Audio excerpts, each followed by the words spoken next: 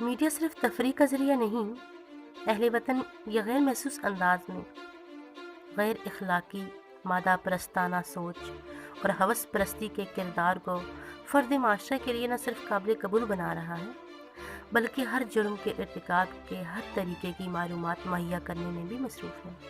مجرمانہ ذہنیت کی تربیت بہت ہی مکارانہ انداز میں ہو رہی ہے۔ ہماری موجودہ نسلوں کی تربیت میڈیا کے ہاتھوں سے ہو رہی ہے، اور یہ میڈیا ہماری نسلوں کے ذہنوں میں دنیا پرستی، خواہشات پرستی، خود پرستی، نفس پرستی، مفادات پرستی سکھا رہا ہے۔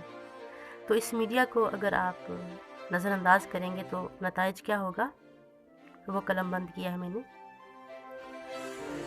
یہ جو میڈیا والے ہیں، میڈیا کے بھیڑیے ان کے نام، یہ نسلوں کو بہکائیں گے، ہر گام قیامت ڈھائیں گے۔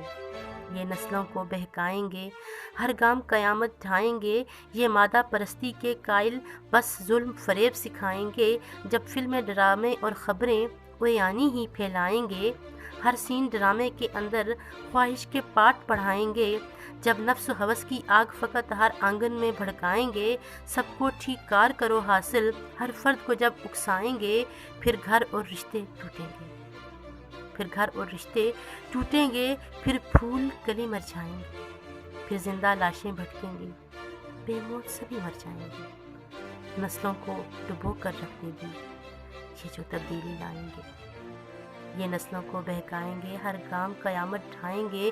یہ مادہ پرستی کے قائل بس ظلم فریب سکھائیں گے، جب فلمیں، ڈرامے اور خبریں اوریانی ہی پھیلائیں گے۔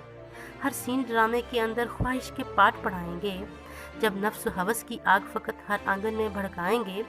سب کو ٹھیک کار کرو حاصل، ہر فرد کو جب اکسائیں گے، پھر گھر اور رشتے ٹوٹیں گے۔ پھر گھر اور رشتے ٹوٹیں گے، پھر پھول کلی مرجھائیں گے۔ یہ ہر روز جو واقعات ہوتے ہیں، بچوں کو زیادتی کر کے، ریپ کر کے ان کو مار دیا جاتا ہے۔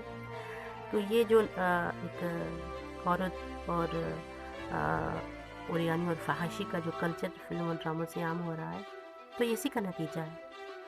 کیا ہے کہ جب نفس و ہوس کی آگ فقط ہر آنگن میں بھڑکائیں گے، سب کو ٹھیک کار کرو حاصل، ہر فرد کو جب اکسائیں گے، پھر گھر اور رشتے ٹوٹیں گے، پھر پھول کلی مرجھائیں گے، پھر زندہ لاشیں بھٹکیں گی، بے موت سبھی مر جائیں گے۔